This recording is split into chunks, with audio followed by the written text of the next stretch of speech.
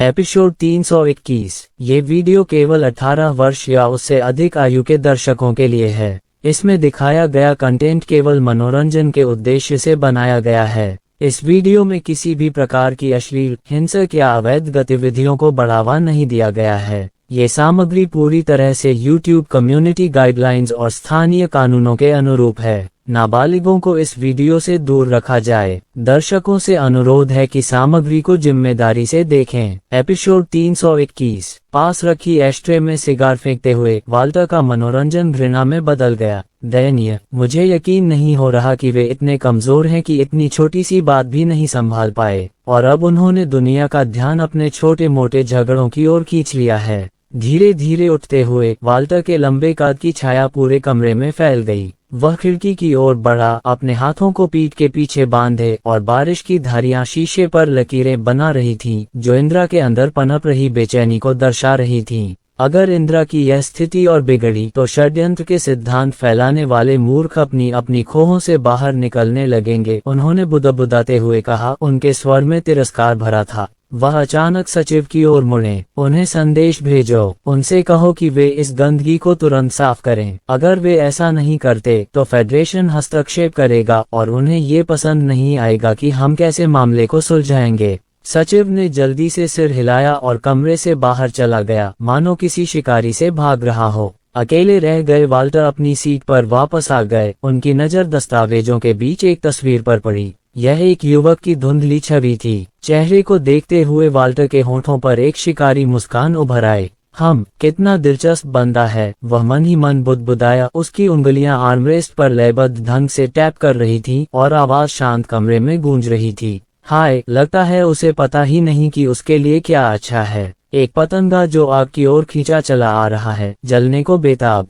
पीछे जुटे हुए सिगार की चिंगारी की भयानक चमक उसकी बर्फीली आंखों में झलक रही थी। उसके मुंह से एक धीमी सी हंसी निकली, जो किसी भूतिया फुसफुसाहट की तरह गूंज रही थी। देखते हैं तुम कितनी तेज जलते हो, अमन, उसने धीरे से कहा। उसकी आवाज बाहर हो रही बारिश से भी ज्यादा ठंडी थी। और तुम्हें बुझने में कितना समय लगता है? बाहर तूफान जारी था, लेकिन कमरे के भीतर वाल्टर थॉम्पसन नामक तूफान अभी शुरू ही हुआ था। अमन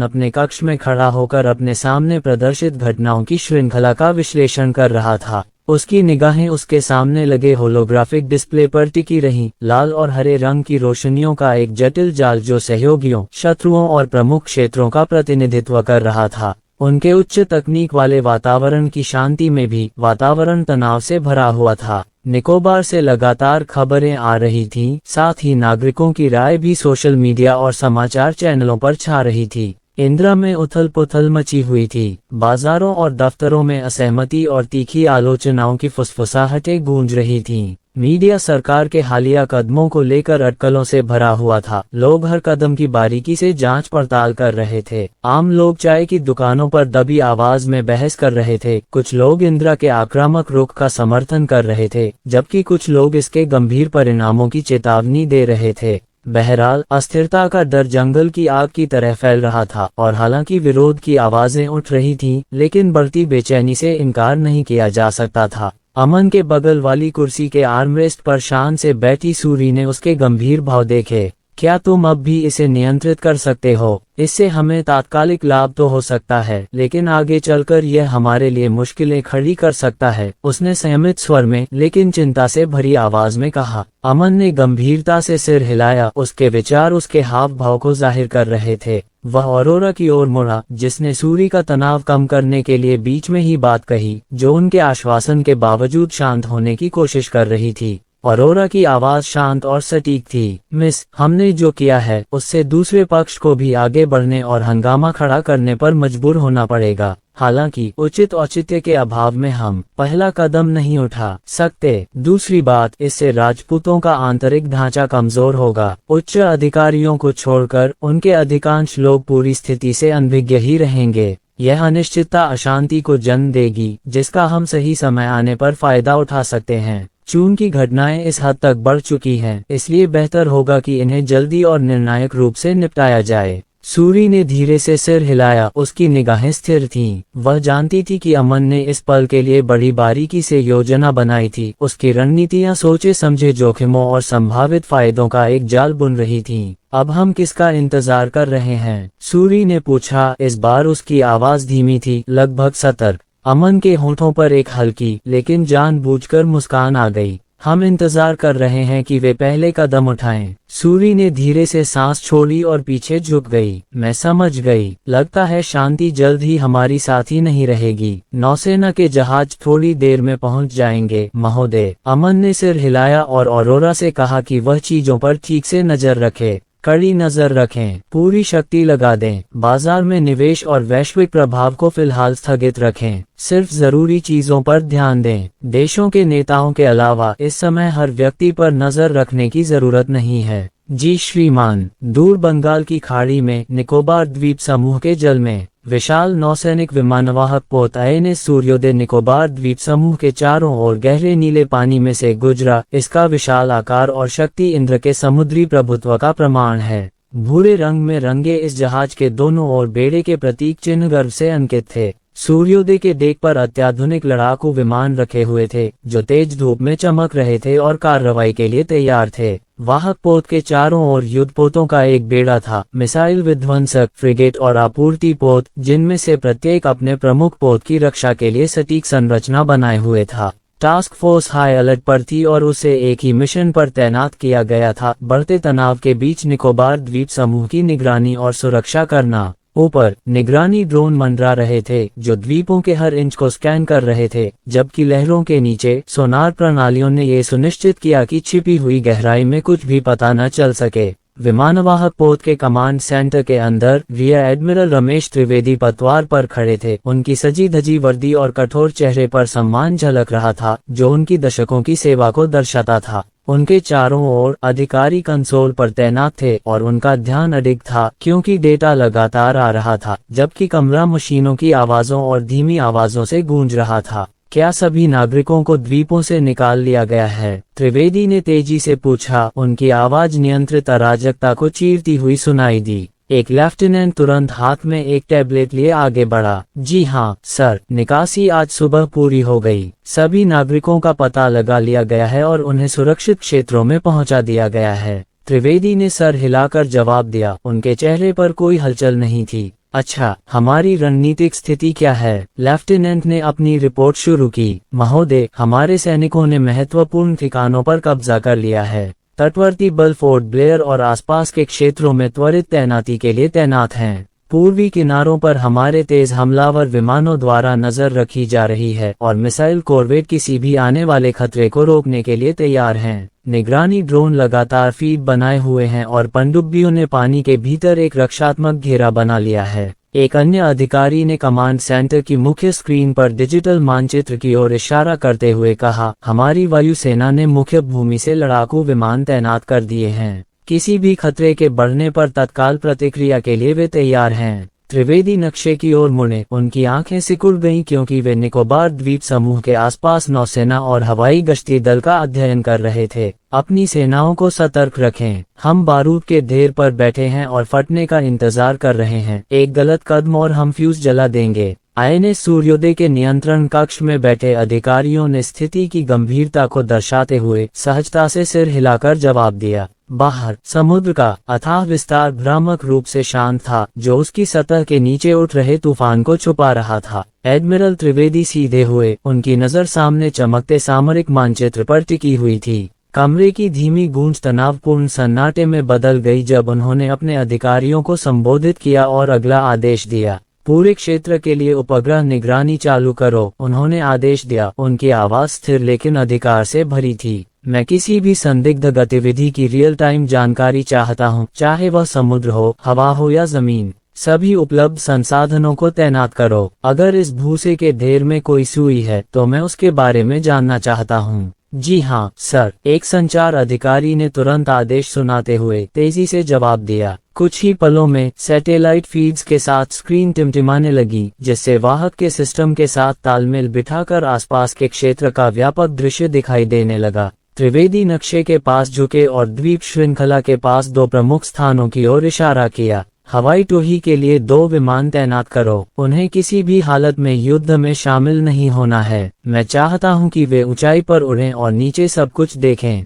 देखते हैं जब उन्हें पता चलेगा कि हम ऊपर से देख रहे हैं तो वे क्या प्रतिक्रिया देते हैं। एक फ्लाइट अधिकारी ने उड़ान देख पर आदेश भेजा और कुछ ही मिनटों बाद जेट इंजनों की गर्जना से विमानवाहक पोत गूंज उठा। जब 2 शानदार तेजस मार्क 2 लड़ाकू विमानों ने उड़ान भरी, उनके आकार नीले आकाश को चीरते हुए गायब हो गए जैसे ही उन्होंने अपना मिशन शुरू किया। कमांड सेंटर में अपने सुविधाजनक स्थान से त्रिवेदी डिजिटल मानचित्र पर उनकी प्रगति पर नजर रख रहे थे। उन्होंने फिर से कहा। उनकी आवाज पहले से ज्यादा धीमी थी लेकिन कम दृढ़ नहीं। उन जेट विमानों की मौजूदगी एक स्पष्ट संदेश देगी। अगर कोई शरारत की योजना बना रहा है तो उसे पता चल जाएगा कि हम तैयार हैं। उम्मीद है कि हमारी क्षमताओं को देखकर वे अपनी ओर से कोई भी लापरवाही नहीं बरतेंगे। एक अन्य अधिकारी ने बीच में ही टोकते हुए कहा, सर, अगर वे इसे आक्रामकता समझ ले तो क्या होगा? वे जवाबी कार्रवाई कर सकते हैं। त्रिवेदी ने उसकी ओर मुड़कर सोचा। उसके चेहरे पर विचारमग्न भाव थे। यही जोखिम हम उठाने को तैयार हैं। हमारा इरादा उकसाना नहीं बल्कि रोकना है, शक्ति प्रदर्शन, युद्ध नहीं। अगर वे होशियार हैं तो कोई भी कदम उठाने से पहले 2 बार सोचेंगे। कुछ क्षण रुककर त्रिवेदी ने कहा, यदि आवश्यक हो तो हमें उनसे भिड़ने का आदेश है, लेकिन हमला करने से पहले उन्हें एक मौका देना चाहिए। त्रिवेदी अपनी बाहें क्रॉस किए, आंखें फीड पर गड़ाए खड़े थे। उनकी रणनीति साफ थी, बिना गोली चलाए डर पैदा करना। वे जेट देखेंगे और दबाव महसूस करेंगे, उन्होंने जोर से कहा। हालांकि यह ज्यादातर अपने आप में ही था। कोई भी अपनी क्षमता का शिकार नहीं बनना चाहता। अपने वरिष्ठ अधिकारियों की ओर मुड़कर उन्होंने दृढ़ता से कहा, ये डराने वाली रणनीति काम करनी ही होगी। अगर यह काम नहीं करती तो हमें इसके परिणामों से निपटना होगा, लेकिन अनावश्यक रक्तपात और विनाश को हर कीमत पर टाला जाना चाहिए। और हाँ, क्या आपने आत्मसमर्पण का संदेश भेज दिया है? जी श्रीमान, अफसरों ने सिर हिलाया। उनका संकल्प त्रिवेदी के संकल्प से मेल खाता था। कमरे में एक बार फिर तनावपूर्ण सन्नाटा छा गया, क्योंकि हर कोई अगले कदम का इंतजार कर रहा था, या तो उनकी तरफ से या नीचे मौजूद संभावित विरोधियों की तरफ से। ऊपर आसमान में तेजस मार्क 2 जेट लगातार अपनी उड़ान की ऊंचाई पर पहुंच रहे थे। उनके पायलट जमीनी नियंत्रण से संवाद करते हुए क्षितिज का निरीक्षण कर रहे थे। उनके नीचे निकोबार द्वीप समूह का चमकीला फिरोजा पानी अंतहीन रूप से फैला हुआ था, लेकिन हवा में भरा तनाव साफ महसूस किया जा सकता था। नियंत्रण, ये फाल्कन 1 है। हमें द्वीपों का स्पष्ट दृश्य दिखाई दे रहा है। फिलहाल सब कुछ शांत प्रतीत हो रहा है, मुख्य पायलट ने बताया। बेचैनी के बावजूद उसकी आवाज स्थिर थी। कॉपी किया, फाल्कन 1। अपनी ऊंचाई बनाए रखो और उड़ान जारी रखो, विमानवाहक पोत से जवाब आया। जेट विमान ऊपर की ओर उड़ रहे थे। उनकी चिकनी आकृतियां नीचे से देखने वाले किसी भी व्यक्ति के लिए इंद्र की तत्परता की एक डरावनी याद दिला रही थी, चाहे वे द्वीपों के छिपे हुए पर्यवेक्षक हों या संभावित विरोधी। एम्पायर पर और अधिक कहानियां देखें, मुख्य बेड़े को विवरण भेजें और आगे के आदेशों की प्रतीक्षा करें। कमरा अनेक डिस्प्ले स्क्रीनों से ठंडी नीली आभा से चमक रहा था, जिनमें से प्रत्येक स्क्रीन महत्वपूर्ण डेटा के साथ हवा में चमक रही थी। अमन निश्चल खड़ा रहा। उसकी निगाहें सबसे बड़ी स्क्रीन पर टिकी थीं, जिस पर निकोबार द्वीप समूह के पास पानी में से गुजरते हुए नौसेना के विमानवाहक पोत की जूम इन फीड दिखाई दे रही थी। उसके चारों ओर लाल निशान थे, जो ऊपर आसमान में गश्त कर रहे नौसेना के जहाजों और विमानों को दर्शा रहे थे। डराने के लिए बल का एक स्पष्ट प्रदर्शन। अरोरा की आवाज ने सन्नाटा तोड़ा। उसका स्वर शांत किंतु आग्रहपूर्ण था जब वह संदेश को पुनः दोहरा रही थी। आपको नौसेना बेड़े से एक संदेश मिला है महोदय। ये लंबा है, लेकिन मैं इसे संक्षेप में बताता हूँ। वे आपको आत्मसमर्पण करने के लिए कह रहे हैं। उनके अनुसार वे आपको एक शांतिपूर्ण समाधान की पेशकश कर रहे हैं। यदि आप अभी आत्मसमर्पण कर देते हैं और उनकी मांगें मान लेते हैं, तो वे वादा करते हैं कि आपके साथ उचित व्यवहार किया जाएगा। उनका दावा है कि वे इंद्रा को बेहतर बनाने में आपकी मदद चाहते हैं। अमन ने अपनी दोनों बाहें क्रॉस करते हुए उपहास किया और एक क्षण के लिए अरोरा के होलोग्राफिक रूप पर नजर डाली। मेरा पैर, उसने सूखी आवाज में कहा। उसकी नजर फिर से स्क्रीन पर गई, जहां अब नौसेना के बेड़े की विस्तृत स्थिति और उसके द्वीपों के ऊपर बाजों की तरह चक्कर लगा रहे 2 जेट विमान दिखाई दे रहे थे। विचारों में उथल पुथल मचते ही उसका जबड़ा कस गया। इन अफसरों का पूरा दोष नहीं है, उसने सोचा। उन्होंने अपने देश की रक्षा करने की कसम खाई है, युद्ध लड़े हैं और अपने लोगों की सेवा की है। वे पाखंडी हो सकते हैं, लेकिन वे मेरे गुस्से के लायक नहीं हैं। उसके मूड को भांपकर ऑरोरा एक पल के लिए चुप रही और फिर पूछा, क्या आप चाहेंगे कि मैं पूरा संदेश पढ़ूं? अमन ने सिर हिलाया। जरूरत नहीं, मैं पहले से ही अंदाजा लगा सकता हूं कि इसमें क्या लिखा होगा। वही पुरानी कहानी, मान जाओ या विनाश का सामना करो। मुझे ये नौटंकी मत दिखाओ। कुछ देर रुकने के बाद वह होठों पर हल्की सी मुस्कान लिए ऑरोरा की ओर मुड़ा। उन्हें जवाब दो। और मुझे क्या कहना चाहिए? ऑरोरा ने पूछा। उसकी होलोग्राफिक भौहें ऊंची उठ गईं। सीधी बात है, मैं आपके प्रस्ताव को अस्वीकार करता हूँ। आइए एक दूसरे का समय बर्बाद न करें और आगे बढ़ें। ऑरोरा की भौहें तन गईं जब उसकी आभासी छवि चमक उठी, मानो उसने अपनी कमर पर हाथ रखा हो। बस इतना ही, कोई नाटकीयता नहीं, कोई गाली गलौज नहीं, कुछ भी नहीं जिससे वे अपने जीवन और विकल्पों पर सवाल उठाएं। ये सुनकर कमरे के दूसरी ओर बैठी सूरी जोर से हंस पड़ी। ऑरोरा, तुम उसके अंदर के चुन्नी बॉय को पंखा क्यों चला रही हो? सूरी की बात सुनकर ऑरोरा ने मजाकिया अंदाज में कंधे उचका दिए। मैंने तो बस यही सोचा था कि सर को इस मौके का इस्तेमाल अपने अंदर के चुन्नी बॉय को खुश करने के लिए करना चाहिए। अमन हंसा और आंखें घुमाई। तुम मुझे क्या समझती हो? उन उपन्यासों में से किसी एक का नायक जो हर बार जब भी घिर जाता है, काव्यात्मक एक आलाप चिल्लाता है। नाटक की कोई जरूरत नहीं ऑरोरा, बस संदेश को वैसे ही पहुंचा दो जैसा वह है। ऑरोरा ने बनावटी निराशा में आह भरी। कभी कभी तुम बिल्कुल भी मजेदार नहीं होते, बस भेज दो, अमन ने सपाट लहजे में कहा। जैसे ही ऑरोरा ने संदेश दिया, होलोग्राफिक डिस्प्ले हिल गया। ये संक्षिप्त और बेबाक इनकार सीधे नौसेना बेड़े को भेजा गया था। अमन पीछे झुक गया। उसकी आंखें सिकुड़ गईं क्योंकि वह अपने फैसले के प्रभावों को सामरिक स्क्रीन पर प्रकट होते देख रहा था। कुछ क्षण बाद ऑरोरा फिर बोली। इस बार उसका स्वर ज्यादा गंभीर था। संदेश भेज दिया गया है और मुझे लगता है कि नौसेना बेड़े को मिल गया है। वे शायद अपना अगला कदम तय कर रहे हैं। अमन मुस्कुराया। उसका ठंडा व्यवहार अटल था। अच्छा है, उन्हें अपनी चाल चलने दो। देखते हैं कि वे अपने तथाकथित शांतिपूर्ण समाधान के लिए कितने प्रतिबद्ध हैं। बेड़े में वापस नौसेना कमान कक्ष में पुनः सन्नाटा छा गया। टकराव का भार भारी पड़ रहा था क्योंकि नौसेना बल निर्णायक क्षण के लिए स्वयं को तैयार कर रहे थे। नौसैनिक अड्डे पर उत्सुकता का माहौल था। अधिकारी और रणनीतिकार दोनों ही चमकती स्क्रीनों के इर्द गिर्द अमन के जवाब का इंतजार कर रहे थे। आखिरकार जब संदेश आया तो कमरे में गहरा सन्नाटा छा गया। सबकी नजरें मुख्य स्क्रीन पर चमकते शब्दों पर टिकी थीं। मैं आपके प्रस्ताव को अस्वीकार करता हूँ। चलिए बिना समय गंवाए आगे बढ़ते हैं। साम्राज्य की नई कहानियों का आनंद लेने क्षण तक कोई नहीं बोला। फिर बड़बड़ाहट शुरू हो गई। क्या वह गंभीर है? एक अधिकारी ने अविश्वास से भरी आवाज में बुदबुदाया। एक अन्य ने सिर हिलाते हुए कहा, इस मूर्ख को तो ये भी नहीं पता कि वह किस आग से खेल रहा है। ये बंदर उछल कूद कर रहा है, सोच रहा है कि वह इंद्र की नौसेना की ताकत को चुनौती दे सकता है। तीसरे ने मेज पर मुक्का मारते हुए कहा, इसे अपनी जगह भी नहीं पता। जैसे जैसे कमरे में निराशा और क्रोध फैलता गया, टिप्पणियां और भी कठोर होती गईं। ये सिर्फ अहंकार नहीं, पागलपन है। एक अफसर ने थूका, वह अपनी जान तो लेगा ही, साथ ही बेगुनाहों की जान भी ले लेगा। बस। एडमिरल त्रिवेदी की आवाज पूरे कमरे में गूंज उठी, जिससे बढ़ता हुआ शोर शांत हो गया। उनकी तीखी निगाहें अधिकार से भरी थीं और उन्होंने इकट्ठे हुए अधिकारियों को घूरा। हमारे पास तुम्हारे रोने धोने का समय नहीं है। अपनी गालियां बाद के लिए बचा कर रखो। अभी मिशन पूरा करने पर ध्यान दो। कमरे में सन्नाटा छा गया क्योंकि सभी लोग अनुशासन में वापस आ गए। उनके चेहरे पर नया दृढ़ संकल्प झलक रहा था।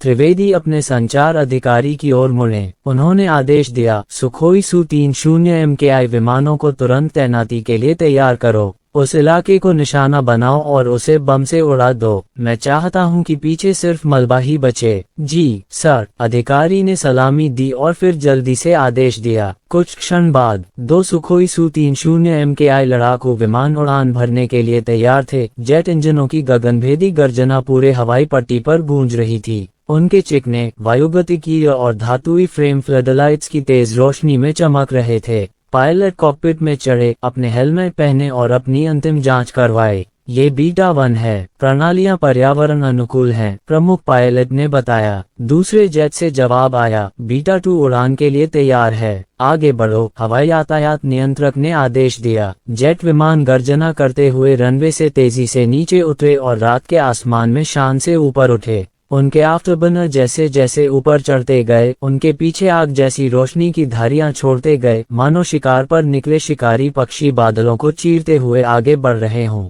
नौसैनिक अड्डे के अंदर अधिकारी बड़े रडार स्क्रीन पर जेट विमानों की प्रगति पर नजर रख रहे थे तथा हर गुजरते सेकंड के साथ जैसे जैसे जेट विमान अपने लक्ष्य क्षेत्र के निकट पहुंच रहे थे, तनाव बढ़ता जा रहा था। तभी मशीनों की लगातार गड़गड़ाहट और बातचीत के बीच संचार प्रणाली से अचानक एक हड्डियां कंपा देने वाली उन्मत्त चीख निकली, अवरोधन, अवरोधन। ये शब्द पूरे कमरे में गूंज उठा, जिससे सब अपनी जगह पर जम गए। एडमिरल त्रिवेदी का सिर तेजी से रडार ऑपरेटर की ओर गया, जो अपने कंसोल में बेतहाशा कमांड टाइप कर रहा था। क्या हो रहा है? त्रिवेदी ने पूछा। सर, अज्ञात हवाई वस्तुएं सुखोई की ओर बढ़ रही हैं। ऑपरेटर हकलाया। कई बोगी तेजी से आगे बढ़ रही हैं। जैसे ही अधिकारी स्थिति को समझने की कोशिश में जुटे, बेस पर अफरा तफरी मच गई। रडार स्क्रीन पर लड़ाकू विमानों की ओर खतरनाक गति से आते हुए ब्लिप्स दिखाई दे रहे थे। त्रिवेदी चिल्लाया, मुझे पायलटों से मिला दो। बीटा 1, यह मूल आदेश है, क्या आप इसकी प्रतिलिपि बनाते हैं? ये बीटा 1 है। मुख्य पायलट की आवाज तनावपूर्ण लेकिन स्थिर सुनाई दी। हमें बोगियों के दृश्य मिले हैं, वहाँ एक से ज्यादा हैं। वे इतनी तेज गति से चल रहे हैं कि उन्हें पारंपरिक विमान नहीं कहा जा सकता।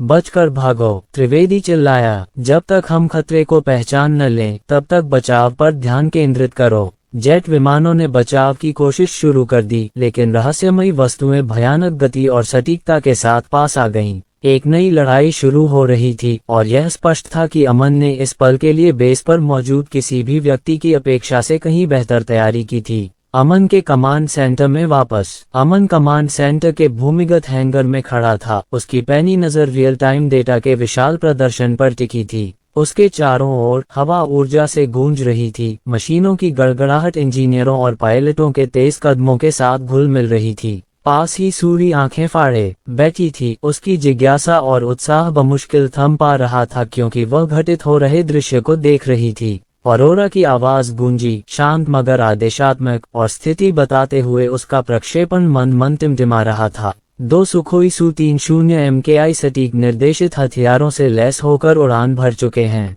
नौसेना के जहाज चक्कर लगा रहे हैं और 2 ही उपग्रह इस क्षेत्र पर केंद्रित हैं। यह एक सुनियोजित हमला है। अमन कंसोल पर झुक गया। उसके होंठों के कोने पर एक हल्की सी मुस्कान तैर रही थी। आखिरकार, देखते हैं इनके पास क्या है। उसने खुद को सीधा किया और इशारा करने से पहले हैंगर के दरवाजों पर नजर डाली। जेट तैयार करो, उन्हें दिखाओ कि उनका क्या सामना है। ये कहने के बाद अमन खुद को रोक नहीं सका और उसके होंठों से एक हल्की सी हंसी निकल गई। उसने आगे कहा, काश मैं अभी उनके चेहरे देख पाता। मुझे यकीन है कि जो कुछ वे देखने वाले हैं, वह उनके होश उड़ा देने के लिए काफी है। सूरी का उत्साह बढ़ गया। जैसे जैसे वह पास झुकी, उसकी जिज्ञासा बढ़ती गई। वह बड़ी मुश्किल से अपने जिज्ञासु हृदय को नियंत्रित करने की कोशिश कर रही थी। तुम क्या योजना बना रहे हो? अमन ने कोई जवाब नहीं दिया। उसकी मुस्कुराहट और चौड़ी हो गई, क्योंकि ऊपर अराजकता ठीक वैसी ही घटित हुई जैसा उसने पहले से सोचा था। हैंगर के दरवाजे जोर से खुले और तारों से जगमगाता आकाश दिखाई दिया। उस विशाल गुफा के अंदर अमन की वायुसेना तैयार खड़ी थी। उनमें से पुनर्जीवित MiG-29 हाइब्रिड विमान चमक रहे थे। उनके चिकने शरीर प्लाज्मा शोषक कोटिंग से ढके थे, जो उन्हें रडार से अदृश्य बनाने में सक्षम था। इसके अलावा फाल्कन संस्करण उन्नत AI सहायता प्राप्त एवियोनिक्स से लैस थे, जो EMP बमों और बहुउद्देशीय स्मार्ट मिसाइलों से लैस थे।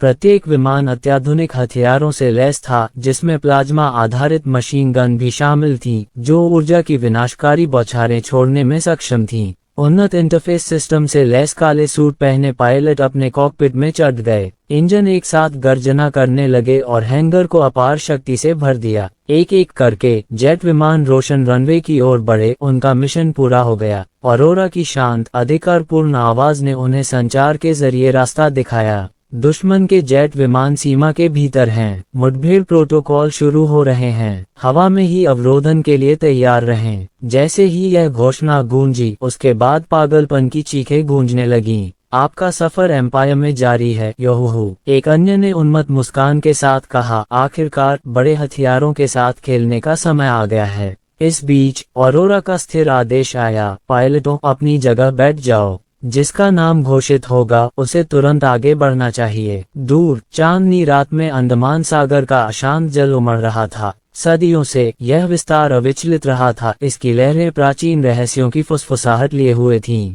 लेकिन आज रात इसने कुछ ऐसा देखा जिसकी किसी ने कल्पना भी नहीं की होगी। आसपास गश्त लगा रहा एक नौसैनिक बेड़ा अचानक रुक गया। नाविक मंत्रमुग्ध होकर खड़े रहे। हवा में एक धीमी सी गुंजन गूंज उठी। समुद्र कांप उठा और उसकी आवाज किसी प्राचीन पशु की पुकार जैसी गूंज रही थी। और फिर ये घटित हुआ। समुद्र धीरे धीरे और स्थिर रूप से इतनी सहजता से विभाजित होने लगा, मानो प्राचीन गौरव से उत्पन्न हो रहा हो। एक तेज गर्जना के साथ अंडमान सागर का पानी दो भागों में बढ़ गया। ये गति सहज थी, लगभग शल्यक्रिया जैसी, मानो किसी अदृश्य ब्लेड ने समुद्र को चीर दिया हो। दोनों ओर पानी की ऊंची दीवारें उठीं, जिन्हें एक अदृश्य बल क्षेत्र ने रोक रखा था, जो चांदनी में मंद मंद झिलमिला रहा था। शैवाल और बानाकल से चमकता समुद्र तल सहस्राब्दियों में पहली बार उजागर हुआ, मानो टेक्टोनिक प्लेटें स्वयं गतिमान हों। इस खाई के केंद्र से एक विशाल धातु मंच की असंभवता उभरने लगी। इसकी सतह उच्च तकनीक की चमक का एक चमकदार विस्तार थी। जैसे ही प्लेटफॉर्म ऊपर चढ़ा, सैकड़ों मीटर लंबी एक विशाल हवाई पट्टी नजर आई। चिकनी ओब्सीडियन काली चमकती नीली रोशनियों से सजी, जो दिल की धड़कन की तरह लयबद्ध होकर आगे आने वाले रास्ते का मार्गदर्शन कर रही थीं। जैसे जैसे प्लेटफॉर्म ऊपर उठता गया, नीचे एक विशाल भूमिगत मार्ग का द्वार दिखाई देने लगा। ये द्वार प्रबलित टाइटेनियम और ग्राफीन कॉम्पोजिट से बना था, जिसकी सतह पर सर्किट के जटिल पैटर्न उकेरे गए थे, जो हवाई पट्टी के साथ हल्के से झिलमिला रहे थे। मार्ग खुल गया और मशीन के तेल और ओजोन की गंध से युक्त धुंध का एक बादल बाहर निकल रहा था। गलियारे की गहराई से एक धीमी गड़गड़ाहट निकली, जो बहरा कर देने वाली गर्जना में बदल गई। कुछ ही क्षणों बाद एक चिकना लड़ाकू विमान ऊपर की ओर उड़ता हुआ आया। एक गुरुत्वाकर्षण विरोधी लिफ्ट प्रणाली की बदौलत सहजता से मडरा रहा था, जिससे वह भारहीन प्रतीत हो रहा था। उसका आकार भयावह था, भविष्यवादी डिजाइन और अपरिष्कृत शक्ति का एक मिश्रण।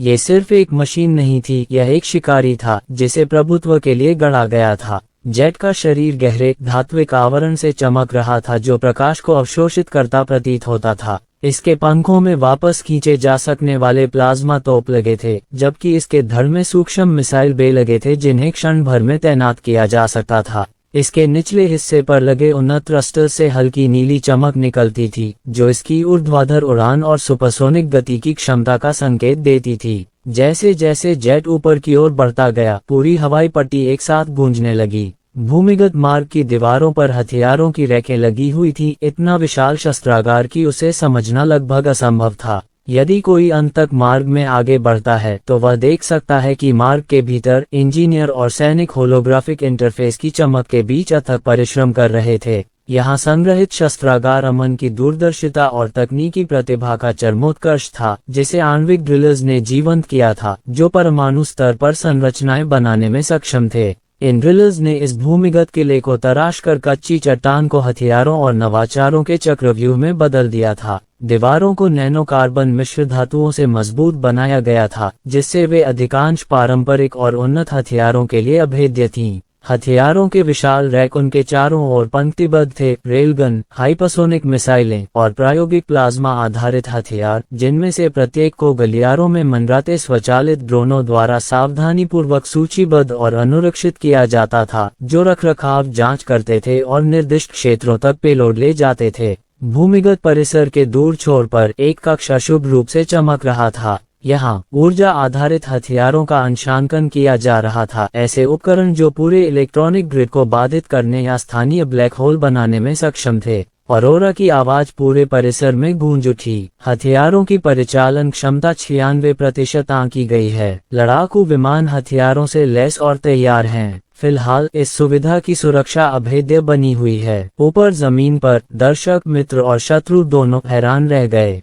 समुद्र के फटने और इस छिपे हुए किले के प्रकट होने का दृश्य हर संचार माध्यम से जंगल की आग की तरह फैल गया। पूरे दृश्य को उपग्रह चित्रों के माध्यम से प्रसारित किया गया। कई लोग तो सदमे से हौंफने लगे और कुछ को तो ऐसा लगा जैसे उनकी आंखें फटकर बाहर आ जाएंगी। दोनों पक्षों के नौसेना अधिकारी आपस में फुसफुसा रहे थे। उनका अविश्वास स्पष्ट था। उनकी आंखें विस्मयकारी दृश्य पर टिकी हुई थीं और प्रतिक्रिया स्पष्ट थी। कैसे? अमन ने इसे कैसे बनाया? एक अधिकारी हकलाया। उसकी आवाज सदमे से कांप रही थी। यह असंभव है, एक और बुदबुदाया। इतनी बड़ी भूमिगत सुविधा समुद्र के नीचे, यह पागलपन है। नहीं, एक अनुभवी अधिकारी ने गंभीर स्वर में बीच में कहा, ये संभव नहीं है। उसने ऐसी चीज कैसे बनाई जो बिल्कुल किसी फिल्म से निकली हुई लगती है। एक गगनभेदी गर्जना के साथ जिसने टकराती लहरों को दबा दिया, लड़ाकू विमान ने अपने इंजन चालू कर दिए। जैसे ही एंटी ग्रेविटी लिफ्ट अलग हुई, उसके नीचे नीली प्लाज्मा की लपटें भड़क उठीं। एक पल के लिए विमान मंडराता रहा, मानो अपनी आजादी का आनंद ले रहा हो, और फिर आसमान में उड़ गया। एक एक करके और भी जेट विमान उस गलियारे से निकले। उनकी संरचनाएं सटीक और घातक थीं। हवाई पट्टी ऊर्जा से स्पंदित थी और हर जेट विमान को आकाश की ओर ले जा रही थी। कुछ ही क्षणों में अंडमान सागर के ऊपर का आकाश अमन के हवाई बेड़े के जोरदार हमले से गूंज उठा। अपने कमांड सेंटर से अमन इस तमाशे को देख रहा था। उसके चेहरे पर एक शांत संतुष्टि थी। उन्हें आने दो, वह धीरे से बोला। कंसोल की गुनगुनाहट में उसकी आवाज बमुश्किल सुनाई दे रही थी। उन्होंने सतह देख ली है। अब वे समझेंगे कि हमने क्या बनाया है, उसकी गहराई क्या है। उसके पास खड़ी ऑरोरा ने सिर हिलाया। दुनिया इस दिन को कभी नहीं भूलेगी। जैसे ही समुद्र धीरे धीरे अंतिम आरोही जेट के पीछे सिमट गया तथा नीचे के किले को सील कर दिया, ये स्पष्ट हो गया, अमन की प्रतिभा ने एक किंवदंती को जन्म दिया था। एक ऐसी शक्ति जिसे अब और नजरअंदाज नहीं किया जा सकता था। MiG-29 हाइब्रिड और फाल्कन विमान आसमान में तेजी से उड़े। उनके आफ्टरबर्नर पीछे से तेज रोशनी की धारियां छोड़ रहे थे। जैसे ही वे लक्ष्य क्षेत्र के पास पहुंचे, सुखोई विमान नजर आने लगे। चांदनी बादलों में उनकी आकृतियां साफ दिखाई देने लगीं। संचार माध्यमों से ऑरोरा की आवाज गूंजी, दुश्मन लड़ाकों का पता चला है। मुठभेड़ के लिए तैयार हो जाओ। व्यवधानकारी रणनीति पर ध्यान केंद्रित करो। जल्द ही दोनों के बीच हवाई युद्ध शुरू हो गया। सुखोई विमानों ने पहले मिसाइलें दागी और आसमान में मिसाइलों की बौछार कर दी। अमन के जेट विमानों के बिखरते ही हवा में तनाव छा गया। उनके AI सहायता प्राप्त सिस्टम ने बचाव के सर्वोत्तम उपायों की गणना की। एक फाल्कन ने तेजी से पलटवार किया और जवाबी हमले किए, जिससे मिसाइलें हवा में ही फट गईं और रात भर भीषण विस्फोट होते रहे। ऑरोरा की आवाज शांत लेकिन आदेशात्मक, अराजकता को चीरती हुई सुनाई दी। प्लाज्मा तोपों का इस्तेमाल करो। पंखों पर लगी कमजोरियों पर ध्यान केंद्रित करो। एक MiG-29 हाइब्रिड अपने इंजनों की गूंज के साथ सुखोई से दूरी कम करते हुए तेजी से आगे बढ़ा।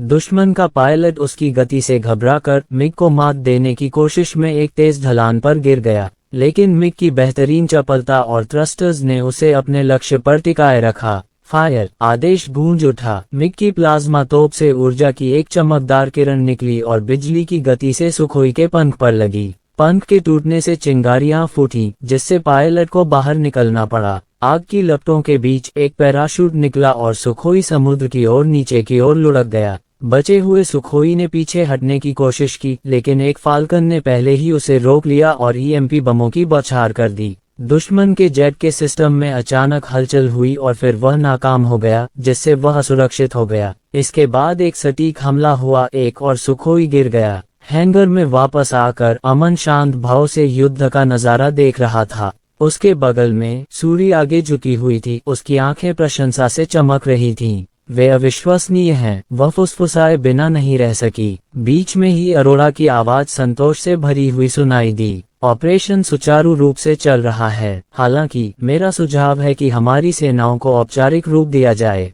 वायु, जल और थल इकाइयों के लिए एक औपचारिक नाम उनके समन्वय और मनोबल को बढ़ाएगा। अमन मुस्कुराया। उसकी आंखों में महत्वाकांक्षा की चमक थी। देख लिया ऑरोरा, मैं ये सुनिश्चित करूंगा कि उन्हें नाम दिए जाएं, ऐसे नाम जिनसे दुनिया कांप उठेगी। ऑरोरा की शांत आवाज ने तनावपूर्ण माहौल को चीरते हुए कहा, सर, क्या मुझे बाकी फाल्कन यूनिट्स को हमला करने की इजाजत दे देनी चाहिए? नौसेना के युद्धपोत रेंज में हैं। अमन अपनी कुर्सी पर पीछे की ओर झुक गया। उसकी अभिव्यक्ति अस्पष्ट थी क्योंकि वह मॉनिटर पर आगे बढ़ते जहाजों के लाइव फीड का अध्ययन कर रहा था। उनके अशुभ सिलहूट पानी के माध्यम से मूक शिकारियों की तरह कट रहे थे। नहीं, उसने एक लंबे विराम के बाद दृढ़ता से कहा। उनके जेट विमानों को नष्ट करने से पायलटों को बच निकलने का मौका मिल गया, लेकिन उन जहाजों को डुबोने से कोई भी जीवित नहीं बचेगा। अरोरा ने अपना सिर झुकाया। उसका होलोग्राफिक रूप कृत्रिम बुद्धिमत्ता से चमक रहा था। क्या तुम्हें उन पर दया आती है? अमन के चेहरे पर एक ठंडी मुस्कान फैल गई। दया? उसने धीरे से सिर हिलाते हुए कहा, मुझे उनकी जिंदगी की कोई परवाह नहीं है अरोरा, लेकिन क्या ऐसे कीमती संसाधनों को यूं ही बर्बाद करना बेकार नहीं होगा? साम्राज्य पर कहानियां पढ़ें। सूरी, जो चुपचाप हाथ बांधे ये दृश्य देख रही थी, हंस पड़ी।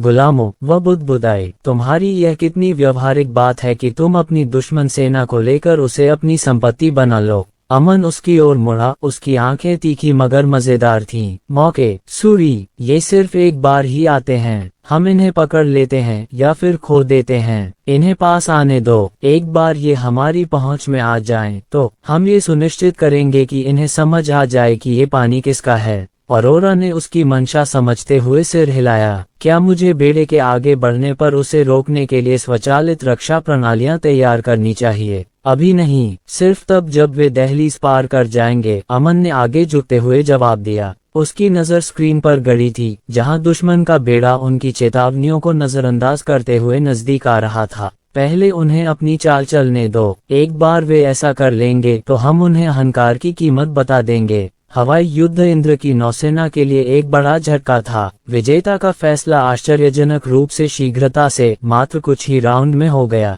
इंदिरा नौसेना कमान जहाज पर अफरा तफरी मची हुई थी। त्रिवेदी ने मेज पर मुक्का मारा। उनके चेहरे पर गुस्से का भाव था क्योंकि वे लाइव प्रसारण देख रहे थे जिसमें इस भयावह आपदा को दिखाया गया था। नौसेना के युद्धपोतों को तैनात करो। उन्हें निकोबार द्वीप समूह की ओर मोड़ो। हम इसे अभी खत्म कर रहे हैं। एक जूनियर अधिकारी ने पूछा, सर, क्या हमें विमान रोधी प्रणाली सक्रिय कर देनी चाहिए? हाँ, त्रिवेदी ने तीखी और अडिग आवाज में कहा। सुरक्षा व्यवस्था तैनात करो। मैं चाहता हूं कि वे जेट विमान आसमान से उड़ जाएं, और मैं चाहता हूं कि उनका बेस मलबे में तब्दील हो जाए। कुछ भी खड़ा न रहने दो। त्रिवेदी नौसेना कमान केंद्र में चहलकदमी कर रहे थे। युद्ध की रिपोर्टें आने के बावजूद उनका गुस्सा कम नहीं हो रहा था। बेड़े को आदेश दें कि वे और करीब आ जाएं। उन्होंने आसमान में हमें पहले ही अपमानित कर दिया है। हम ये सुनिश्चित करेंगे कि उनका गढ़ जलकर राख हो जाए। नौसेना का बेड़ा, जिसमें 5 दुर्जय युद्धपोत शामिल थे, जिनमें से प्रत्येक पर इंद्र की नौसेना का प्रतीक चिन्ह और मिथकों और किंवदंतियों में लिपटे नाम अंकित थे, आगे बढ़ रहा था। बेड़े का नेतृत्व आईएनएस वज्रकल्प कर रहा था, जो कि रोग श्रेणी का एक युद्धक जहाज था, जो अत्याधुनिक मिसाइल प्रणालियों, लेजर निर्देशित तोपखाने और टारपीडो हमलों को झेलने में सक्षम एक मजबूत पतवार से लैस था। उनके पीछे आईएनएस त्रिनेत्र और आईएनएस अग्निबाला थे, जो उच्च गति के युद्धाभ्यास और सर्जिकल मिसाइल हमलों के लिए डिजाइन किए गए शानदार विध्वंसक थे। उनका साथ देने के लिए आईएनएस वृष्टिधर और आईएनएस कालकेतव थे, जो उन्नत सोनार, पनडुब्बी रोधी प्रणालियों और तीव्र गति वाली गैटलिंग तोपों से लैस फ्रिगेट थे। युद्धपोत एकदम सटीक क्रम में आगे बढ़ रहे थे। 32 नॉट की खतरनाक गति से लहरों को चीरते हुए उनके इंजन गूंज रहे थे। चांद की मंद रोशनी में उनके गहरे स्टील के पतवार अशुभ रूप से चमक रहे थे, जैसे वे एक गोलाकार परिधि बनाते हुए निकोबार द्वीप समूह के पानी के करीब पहुंच रहे हों। अचानक बेड़े के संचार चैनलों पर एक चेतावनी संदेश फैल गया। अनधिकृत जहाजों, ध्यान दें, आप अमन के दावे वाले संप्रभु जल क्षेत्र में अतिक्रमण कर रहे हैं। इस क्षेत्र पर कड़ी निगरानी रखी जा रही है। आगे कोई भी प्रगति तत्काल जवाबी कार्रवाई होगी। तुरंत पीछे हटें या परिणाम भुगतने के लिए तैयार रहें। त्रिवेदी की आंखें गहरी हो गईं, उनके होंठ घृणा से सिकुड़ गए। उन्हें जितना भौंकना है करने दो। बेड़े को आगे बढ़ने का आदेश दो। संदेश भेजने के लिए मिसाइल दागो। बिना किसी देरी के आदेश जारी कर दिया गया। आईएनएस वज्रकल्प ने एक संदिग्ध बेस लोकेशन पर पहुंचकर सतह से सतह पर मार करने वाली गरुड़ एक्स मिसाइल छोड़ी। मैक 7 की गति से उड़ान भरता हुआ गरुड़ एक्स आकाश में बिजली की तरह चमक रहा था। हाइपरसोनिक प्रणोदन प्रणाली से लैस ये 500 किलोग्राम उच्च विस्फोटक कवच भेदी आयुध ले जा सकता था। इसकी उन्नत लक्ष्यीकरण प्रणालियों ने सटीक निशाना लगाना सुनिश्चित किया, जबकि इसके चिकने डिजाइन ने इसे रडार की पकड़ से आसानी से बचा लिया। कुछ ही क्षण बाद मिसाइल ने अपने लक्ष्य पर विनाशकारी सटीकता से प्रहार किया। विस्फोट विनाशकारी शक्ति के साथ हुआ, जिससे क्षितिज प्रकाशित हो गया और धुएं और आग के गुबार आसमान में फैल गए। प्रचंड तरंगे बाहर की ओर उठी, जिससे लहरें टकराईं और जहां कभी यह अड्डा था वहां एक आग का निशान छोड़ गईं। सीधा प्रहार, एक जूनियर अधिकारी ने पुष्टि की। उसकी आवाज स्थिर लेकिन तनाव से भारी थी। त्रिवेदी आगे झुके, उनकी नजर बढ़ती आग पर टिकी थी। ये तो बस शुरुआत है, बेड़े को बड़े हमले के लिए तैयार करो। चलो इसे अभी खत्म करते हैं।